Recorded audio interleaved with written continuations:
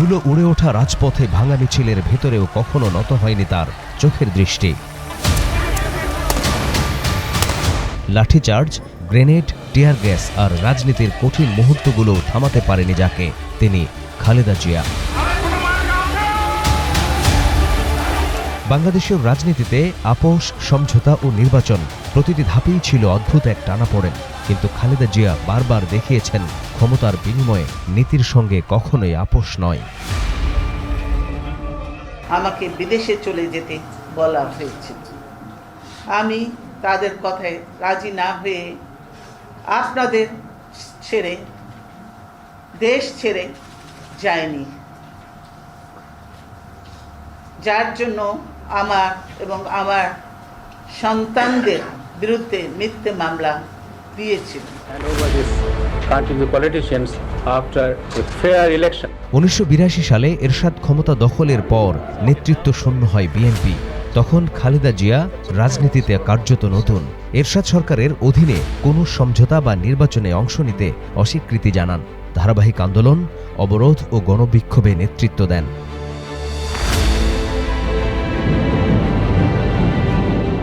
সামরিক শাসক এরশাদের বিরুদ্ধে যখন আন্দোলন তুঙ্গে, তখন ডান বাম সব রাজনৈতিক শক্তি একযোগে গণতন্ত্র পুনরুদ্ধারের দাবি তোলে। 1986 সালের নির্বাচনে অংশগ্রহণকে কেন্দ্র করে সৃষ্টি হয় তীব্র রাজনৈতিক বিতর্ক। শেখ হাসিনা নির্বাচনকে স্বৈরশাসনের বৈধতা দেওয়ার সমতুল্য বললেও শেষ পর্যন্ত অংশ নেন। বিপরীতে বিএনপি চেয়ারপারসন বেগম খালেদা জিয়া দৃঢ়ভাবে বর্জনের পক্ষে অবস্থান নেন। তার এই আপোষহীন অবস্থান পরবর্তীতে বিরোধী আন্দোলনকে আরও শক্তিশালী করে এবং দেশকে স্বৈরশাসন থেকে গণতন্ত্রের পথে ফেরাতে গুরুত্বপূর্ণ ভূমিকা রাখে।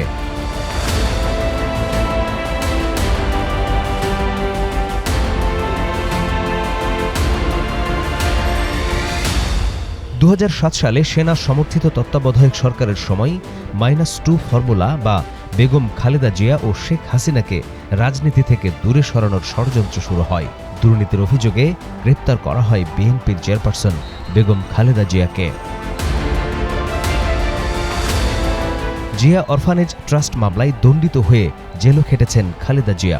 কারাবন্দী অবস্থায় আপোষের সুযোগও ছিল, দরজা খোলা ছিল সমঝোতার। তবুও তিনি পুনরাবৃত্তি করেন নিজের অবস্থান। মুক্তির শর্ত নয়, দাঁড়াতে চান জনগণের রায়ে। আমি যে কোনো পরিস্থিতির জন্য প্রস্তুত আছি। আমাকে জেল বা সাজার ভয় দেখিয়ে কোনো লাভ হবে না।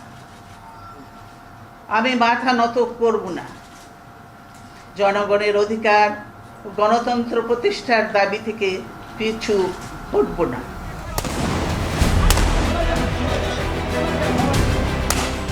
দীর্ঘ আন্দোলন, অবরোধ, অবিচল প্রতিরোধের সময়ও কঠিন এক সিদ্ধান্তে অটল থেকেছেন বেগম জিয়া। পরিস্থিতির জন্য দায় নিয়ে সেফ এক্সিটের সহজ রাস্তায় হাঁটেননি।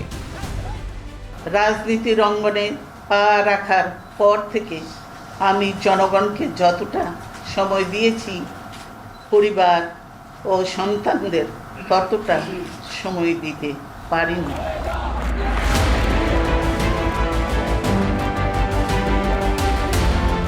সমঝোতার এমন প্রস্তাব যখন এসেছে তিনি ফিরিয়ে দিয়েছেন। নির্বাচনে অংশগ্রহণ যখন প্রশ্নবিদ্ধ, তখন থেকেছেন আন্দোলনের মাঠে। 2014 সালের জাতীয় নির্বাচনে তত্ত্বাবধায়ক বা নির্দলীয় সরকারের দাবি না মানায় নির্বাচন বর্জনের ঘোষণা দেন খালেদা জিয়া। আন্তর্জাতিক ও অভ্যন্তরীণ চাপে সংলাপের বিভিন্ন প্রস্তাব সত্ত্বেও মূল দাবিতে আপোষ করেননি তিনি। কারাগার থাকতে আমি আমার মাকে হারিয়েছি। অফিসে অবরুদ্ধ থাকা অবস্থায় আমি একটি সন্তান হারিয়েছি। আরেকটি সন্তান নির্যাতনে পঙ্গু হয়ে দূর দেশে এখনো চিকিৎসাধীন। আমার এই স্বজনহীন জীবনেও দেশবাসী আমার স্বজন। আল্লাহ আমার একমাত্র ভরসা। তবে গণতন্ত্র ও জনগণের স্বার্থে কখনো কখনো আলোচনার টেবিলেও এসেছেন খালেদা জিয়া। কারণ রাজনীতি তার কাছে ছিল সংঘাতের নয়, জনগণের অধিকারের প্রশ্ন। নেত্রী হিসেবে আপোষহীন, আবার রাষ্ট্র ও জনগণের স্বার্থে প্রয়োজনে আলোচনায়ও প্রস্তুত। সমঝোতার সহজ পথ সামনে রেখেও যিনি বারবার বেছে নিয়েছেন প্রতিরোধ, তিনি শুধু বিএনপির ভরসাই নয়, হয়ে ওঠেন জাতীয় ঐক্যের প্রতীকও।